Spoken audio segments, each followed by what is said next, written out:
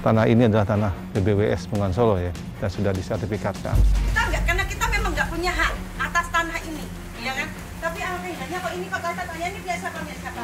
Punya satu orang. Aku yang dua nih kan ya. Mohon pemerintah tahulah, jangan, ya silahkan penataan silahkan, tapi jangan dikurangin lah petakan.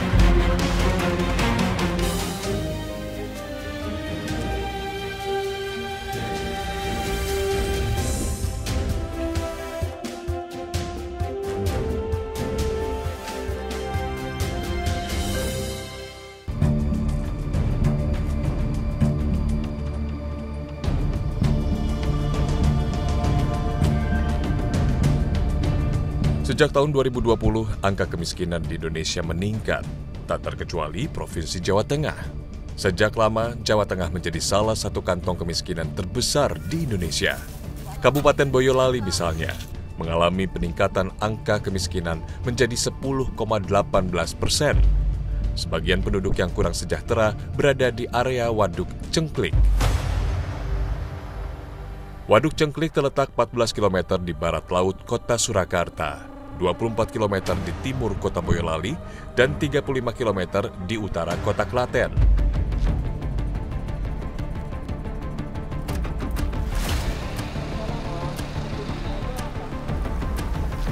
Sekitar 30% Waduk Cengklik kini tertutup oleh keramba jaring apung.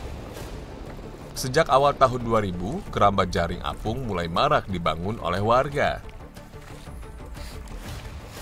Untuk membangun satu keramba jaring apung, setiap warga harus memiliki modal sekitar 15 hingga 25 juta rupiah.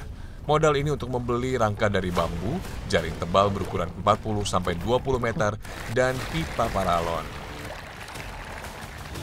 Bisa dibayangkan besarnya biaya yang mereka keluarkan hanya untuk modal. Sementara ada wacana dari Balai Besar Wilayah Sungai Bengawan Solo untuk meminta warga menutup keramba jaring apungnya di Waduk Cengklik. Wacana ini bergulir setelah ada rencana dari pemerintah pusat untuk merevitalisasi 15 waduk prioritas di seluruh Indonesia. Salah satunya adalah Waduk Cengklik. Ratno memiliki 14 keramba jaring apung yang telah ia bangun sejak 15 tahun terakhir. Apa yang ia miliki dan jalani saat ini juga merupakan warisan turun-temurun dari keluarganya. Menutup satu keramba jaring apung bagi Ratno sama saja membuang sia-sia uang sebesar 25 juta rupiah. Belum lagi jika kita menghitung jumlah bibit ikan di dalamnya, beserta potensi keuntungan dari penjualan ikan di dalam satu keramba jaring apung. Satu keramba jaring apung beserta isinya setara dengan uang sebesar 35 hingga 40 juta rupiah. Menutup 4 keramba jaring apung artinya mengalami kerugian lebih dari 150 juta rupiah. Mohon pemerintah tahulah, jangan, ya silahkan penataan silahkan, tapi jangan dikurangin lah petakannya. Soalnya kalau cuman segitu petak, nggak sesuai dengan apa yang kita kerjakan. Kita udah capek-capek, saat pagi ke waduk, sore ke waduk, nyaring lah segala macam. Hasilnya cuman dikit kan, nggak cocok gitu loh mas. Ada beberapa jenis ikan yang dipelihara di keramba jaring apung milik Ratno. Di antaranya adalah ikan lele, ikan nila merah, dan ikan mujair. Dalam sehari, Ratno biasanya mengambil 5 hingga 20 kg ikan untuk dijual, tergantung jumlah permintaan yang ada. Harga jualnya juga berbeda-beda untuk setiap pasar dan kota tujuan. Harga umum yang dipatok ketika menjual di pasar kota Surakarta untuk ikan nila adalah Rp24.000 per kilogram. Sementara jika ada pembeli yang datang langsung ke Waduk Cengklik, Ratno menjualnya dengan harga Rp21.000 per kilogram. Ini saya harus menjaga jarak sama Mas Ratno. Sebenarnya bukan karena apa-apa, tapi karena di bagian ujung kita kalau berdempetan akan turun dan bisa tenggelam kalau kita ada di sebelahan persis. Siang ini Ratno menjual 5 kg ikan nila merah ke pemilik warung makan. Setiap hari ada 2 warung makan yang menjadi pembeli tetap. Tetapi ketika wacana revitalisasi bergulir, maka pemilik warung makan harus bersiap untuk angkat kaki dari bantaran Waduk Cengklik. Dampaknya juga akan terasa ke para pemilik keramba jaring apung seperti Ratno.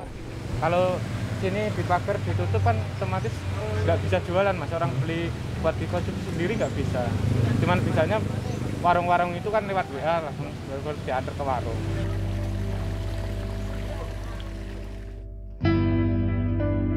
Tidak hanya mereka yang memiliki usaha di area perairan, warga yang beraktivitas di daratan juga akan terkena dampak dari revitalisasi Waduk Cengklik. Warnanya bisa gitu ya. Tumpukan eceng gondok di tepian waduk lama-kelamaan menjadi daratan baru. Uniknya, ada sebagian warga yang memanfaatkan eceng gondok untuk kegiatan bertani. Tumpukan eceng gondok kering dianggap mampu melindungi benih-benih tanaman baru yang masih rentan terhadap perubahan cuaca. Di satu sisi, eceng gondok seringkali dianggap sebagai pengganggu area perairan karena pertumbuhannya yang sangat cepat dan menutup masuknya sinar matahari ke bawah permukaan air. Tetapi Mariatun dan warga lainnya membuktikan bahwa eceng gondok juga memiliki manfaat. Tapi katanya suka ke bawah banjir kalau misalkan nggak ditumpuk ini. Iya.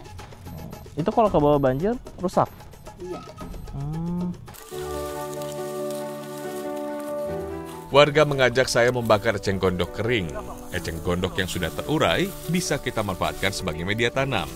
Berdasarkan hasil penelitian terhadap kandungan pupuk berbahan dasar eceng gondok, kandungannya dapat menyerap limbah dari air dan tanah.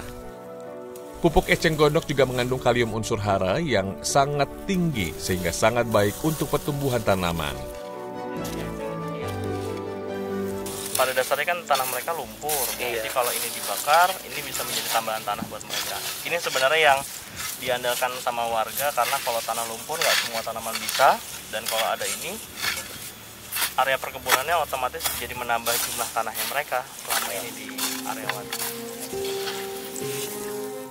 20 tahun terakhir area daratan semakin meluas. Area yang tadinya merupakan wilayah perairan terus mengalami pendangkalan sampai akhirnya terbentuk daratan yang kini dimanfaatkan oleh warga menjadi area perkebunan dan pertanian.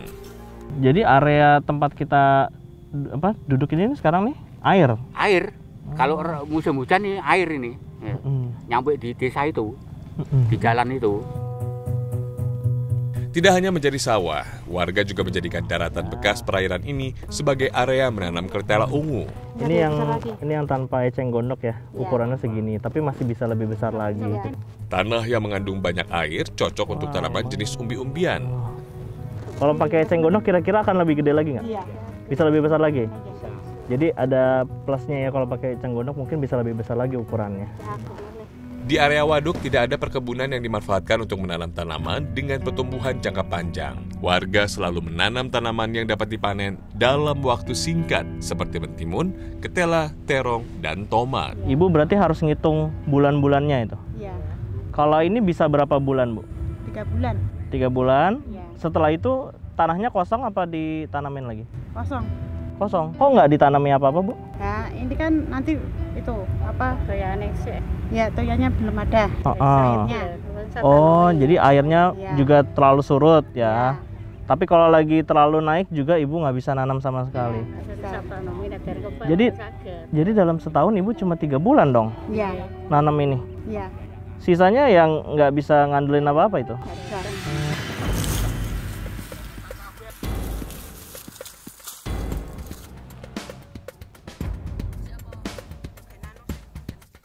Hasil dari tanaman jangka pendek memang tidak sebesar tanaman jangka panjang, karena dalam prosesnya membutuhkan usaha lebih banyak.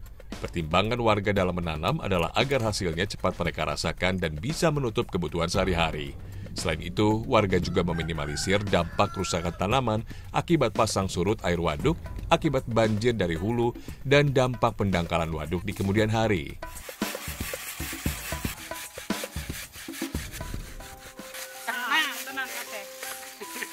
Terus kepikiran mengolah karena apa? Ya ada ini aja, inisiatif sendiri aja. Mm-mm. Jualan ini biar laku gitu. Karena Ibu lihat hasil mentahnya nggak terlalu bagus Iya. harganya. Tapi ada yang Ibu olah lagi nggak selain ini? Nggak ada. Nggak Cuma ada. ini aja. Ibu ada usaha lain nggak sih? Nggak ada. Nggak ada? Nggak ada. Kalau misalnya pemerintah kasih modal, Ibu kira-kira mau usaha apa? Ya warung kecil-kecilan aja. Warung? Ya. Kalau waduknya dibersihin, warungnya ditutup misalnya, mau dibersihin semuanya dulu, Ya nggak apa-apa. Ibu mau kemana kira-kira? Ya di rumah aja.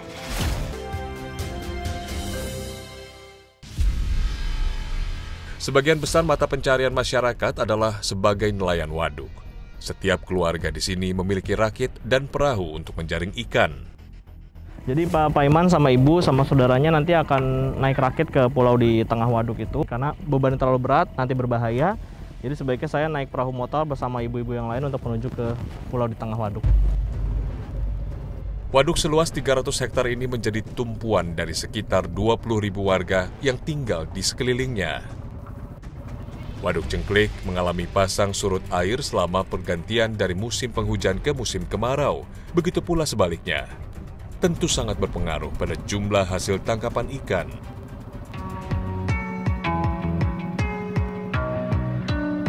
Bermodalkan peralatan sederhana, kami ikut dengan warga yang menjala ikan. Jangkauan jala hanya 3 meter ke depan dan menjangkau 3 meter ke bawah permukaan air. 20 tahun terakhir, jumlah ikan hasil tangkapan warga memang berkurang. Dulu, setiap harinya warga bisa mendapatkan 20 hingga 30 kg ikan dari hasil menjala seharian. Gampangnya malah malam. Oh. Kalau saya kan sudah tidak bisa aktivitas malam. Karena tangan saya kan sudah. Kenapa tangan Bapak? Divonis stroke. Oh. Divonis stroke. Tapi Bapak masih beraktivitas kayak biasa tadi? Iya, memang ya karena dia terpaksa lah. Tapi sebenarnya nggak sekuat yang dulu ya? Seperti dulu. Kini, Paiman dan nelayan lainnya hanya bisa mendapatkan 2 hingga 4 kg ikan dalam sekali menjala. Jumlahnya turun nyaris 90%. Memang tidak mudah karena kualitas air waduk sekarang kurang. Akibatnya, perkembangbiakan ikan di Waduk Cengklik tidak sebaik dulu.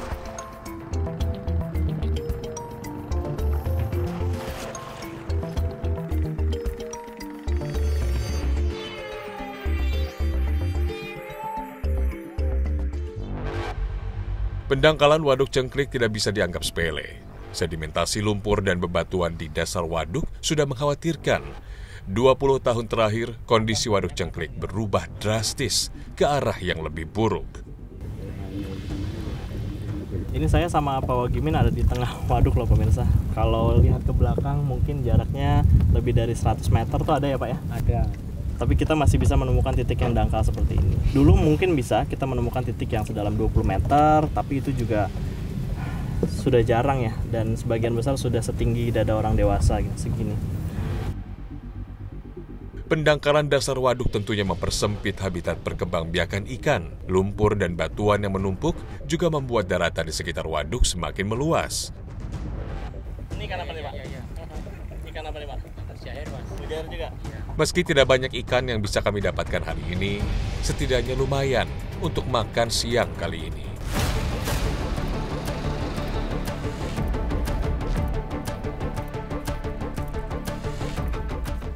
Ikan yang kami dapatkan kami bakar sebagai pengganti lauk pauk. Jika membeli sayur di warung, setiap keluarga harus mengeluarkan uang sebesar Rp20.000 per hari. Sementara pendapatan harian mereka tidak menjamin bisa menutup pengeluaran harian. Warga di sekitar Waduk Cengklik tidak punya penghasilan tetap.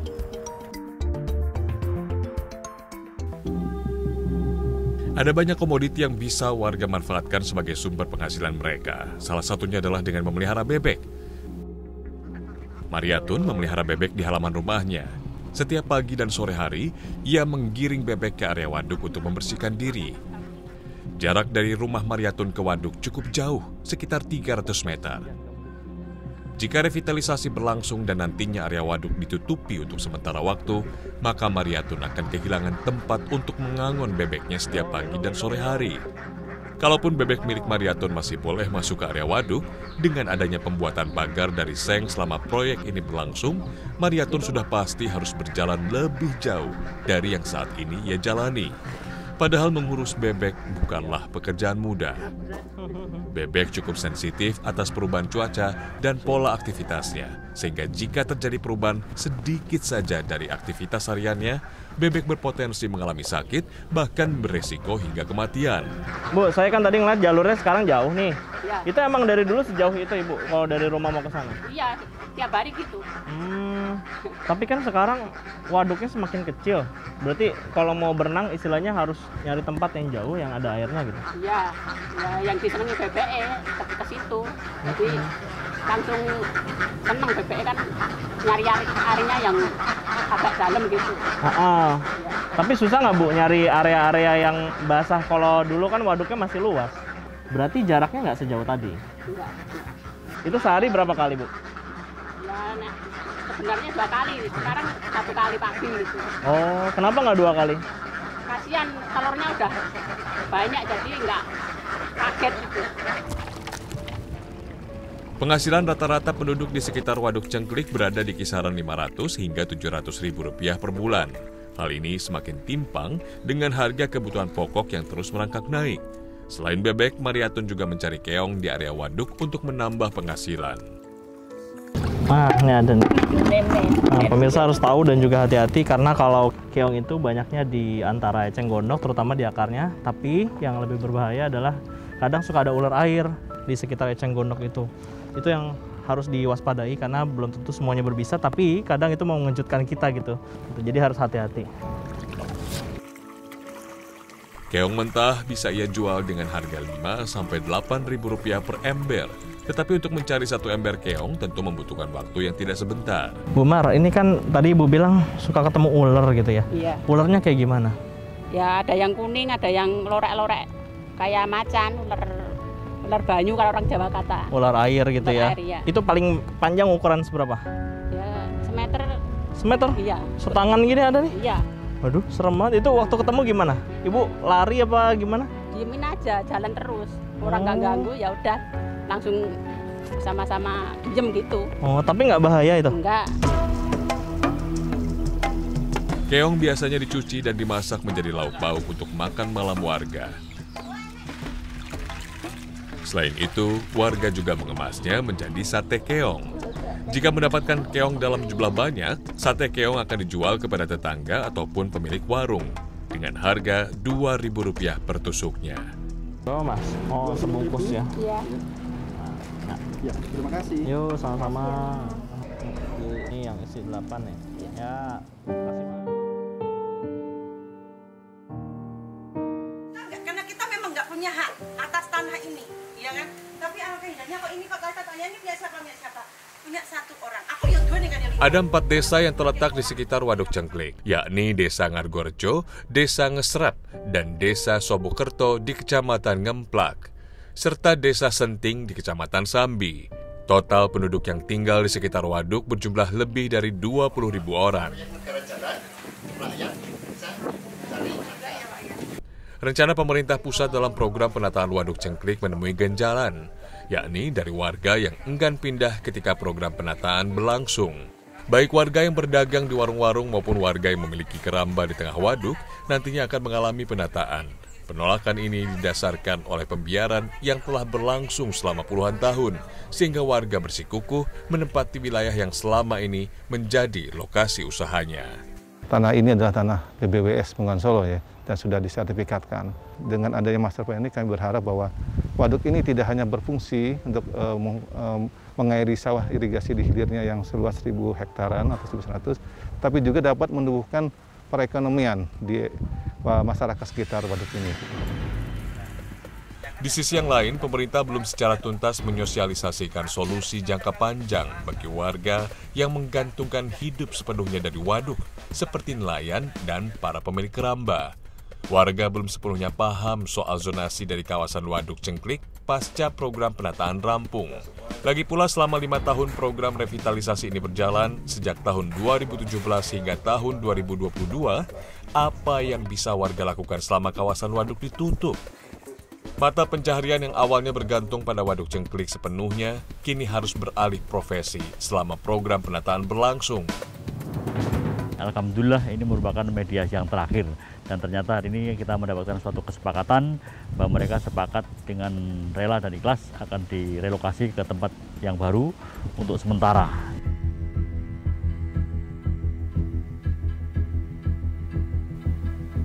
Waduk Cengklik awalnya merupakan bendungan buatan pemerintah kolonial Belanda yang rampung pada tahun 1930.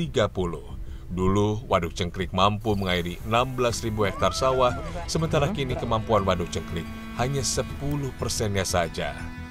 Program revitalisasi diharapkan mampu mengembalikan fungsi Waduk Cengklik seperti sedia kala. Proyek senilai 35 miliar rupiah ini digawangi oleh Balai Besar Wilayah Sungai Bengawan Solo sebagai pengelola waduk.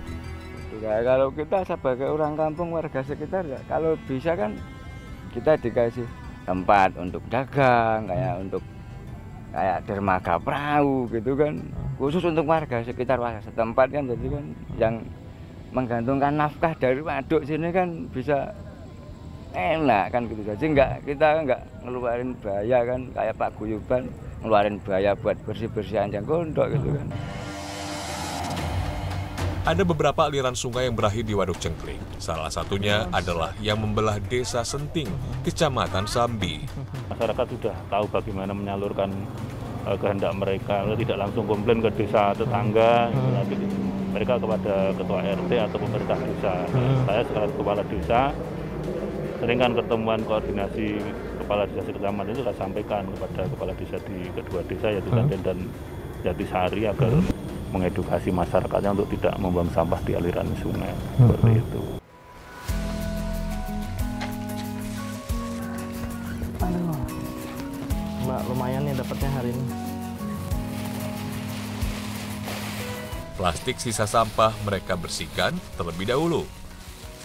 Plastik dikumpulkan berdasarkan kategori warna untuk memudahkan warga dalam berkreasi.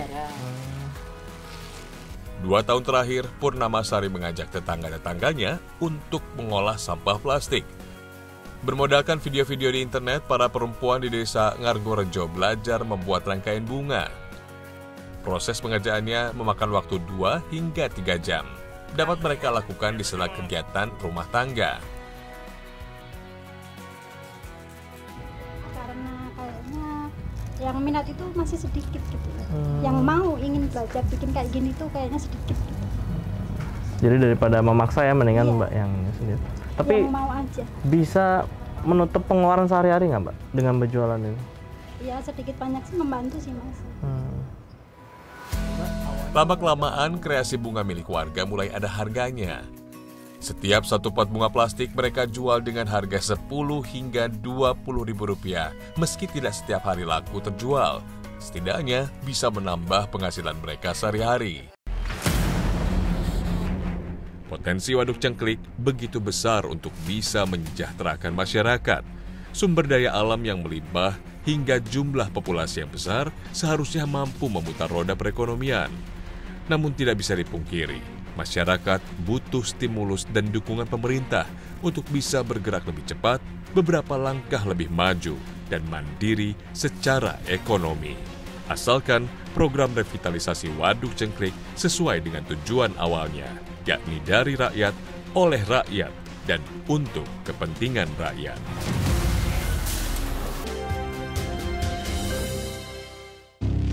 Dari Waduk Cengklik, kita menuju Ende. Warga hidup terbatas di sini. Awalnya mayoritas penduduk bekerja sebagai petani, tapi dalam 20 tahun terakhir, mereka beralih menjadi penambang batu di Bukit Samba. Ya, tak hanya kaum pria, perempuan dan anak-anak juga tak jarang ikut menambang. Hati-hati kaki. Ya. Aduh.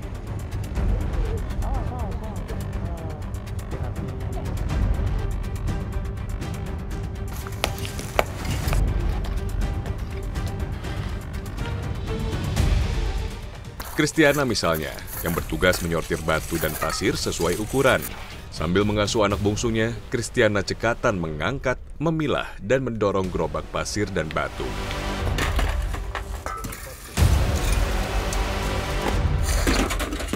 Samba ini tanah ulayat, tanah adat gitu ya, jadi siapa saja boleh menambang, tapi mereka harus menentukan pembagiannya. Misalnya di titik ini ada 3 keluarga atau 3 kepala keluarga ya, jadi ada 1 tengah ini punya Mama Kristiana dan Bapak John, 1 lagi juga berbeda gitu. Jadi mereka harus berbagi mana pasir dan batunya, dan mereka harus menentukan dan bekerja sendiri-sendiri gitu, walaupun mereka ada di satu lokasi yang sama. Para penambang ini bekerja sejak pukul 7 pagi hingga 4 sore. Mereka hanya menjeda hari kerja di hari Minggu untuk beribadah.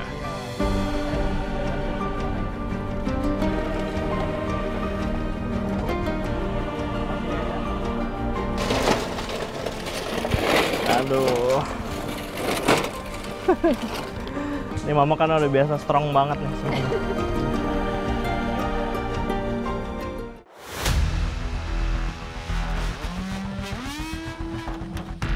John, suami Kristiana, menambang di bagian atas bukit. Penasaran, saya pun ikut bersamanya.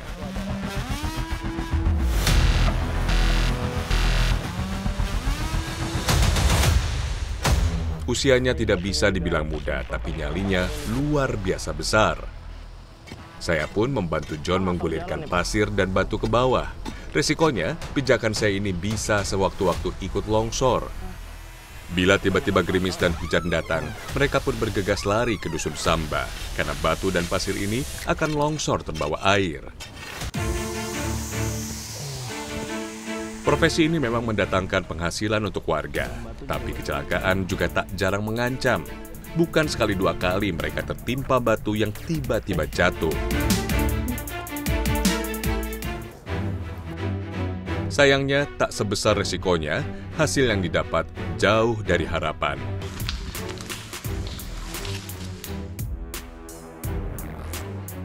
Saya melintasi salah satu medan paling ekstrim di Bukit Samba, menggunakan tali tambang untuk menaklukkan medan terjal yang nyaris tegak lurus.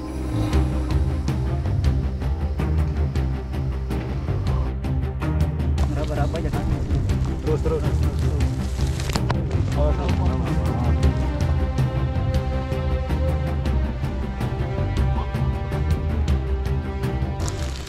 Jadi pemirsa bisa bayangin kalau mereka harus menambang, mereka harus pegangan tali ini kiri kanan ya. Talinya sih kuat, tapi nyali kita yang tergantung ya, apakah kita akan berani atau enggak, karena medannya vertikal sekali. John saja yang hampir setiap hari melintasi titik ini masih harus meraba jalan mana yang aman ia lalui. Apalagi saya yang harus melawan rasa takut saat pertama kali melintasi jalur mendaki ini. Baru beberapa meter berjalan mundur, tangan dan kaki saya sudah licin berkeringat dingin. Jantung saya berdebar karena khawatir, mampukah tali ini menahan beban tubuh saya? Pak John, Ya. ini kan kita medannya ekstrim gini. Iya. Saya aja pegangan ini harus 2 tangan. Gimana Bapak bisa gali pasir batu ini kalau pegangannya licin? Nanti kali mau gali pasir, ikat tali di pinggang, baru ambil linggis, baru kasih turun pasir. Jadi hanya bergantung di perut itu? Iya, di perut. Bapak ngeri nggak sih pertama kali coba gitu? Pertama kali coba saya pernah tidak biasa, takut, tinggi terlalu. Sekarang sudah agak rendah sedikit, agak lumayan lah. Sudah biasa ya? Ya. Kami berada di ketinggian 90 meter di atas permukaan tanah. Jika ada sedikit saja kesalahan, saya bisa langsung terhempas ke area tambang di bawah. Mau tak mau, para penambang mempertaruhkan nyawa demi hasil penjualan senilai 300 hingga 600 ribu rupiah per truk. Nah, nyebrangnya ini nih Pak.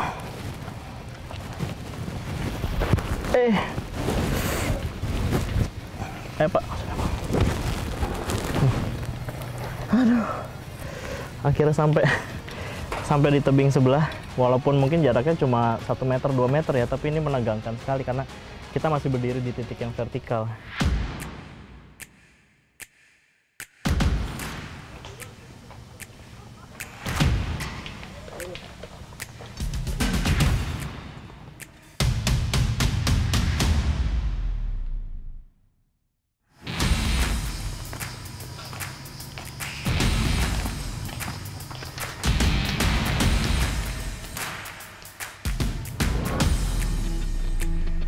Ya.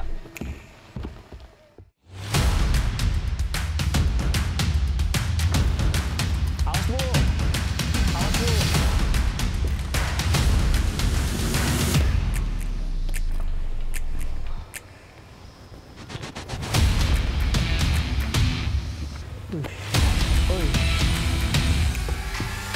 Awas Bu.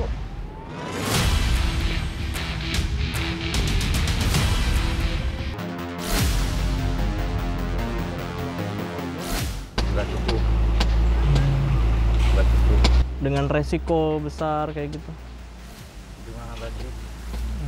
Menurut Bapak yang layak berapa?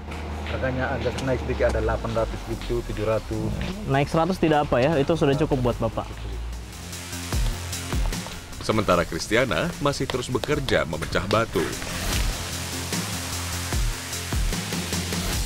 Mama tidak capek? Capek, istirahat. Di mana? Di situ. Di sini? Iya. Tidak pulang? Tidak. Kenapa? Mau kerja lagi. Ya, begitulah potret realita di sini. Warga masih jauh dari sejahtera, meski bekerja dilakukan hingga bertaruh nyawa.